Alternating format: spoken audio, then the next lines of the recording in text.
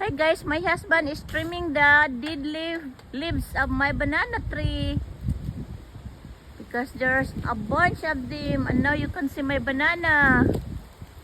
There's a bunch of dead leaves, guys. See, that's the one that he just trimmed. Careful, daddy.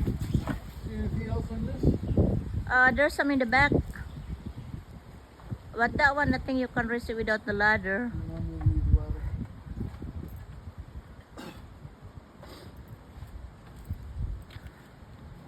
My banana tree.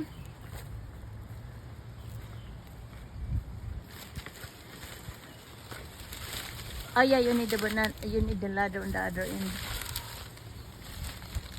It's my banana tree. Looks a whole lot better now with all that dead leaves. Yeah. It's not gonna look better till these boards go away. You could not take the board until the banana is done,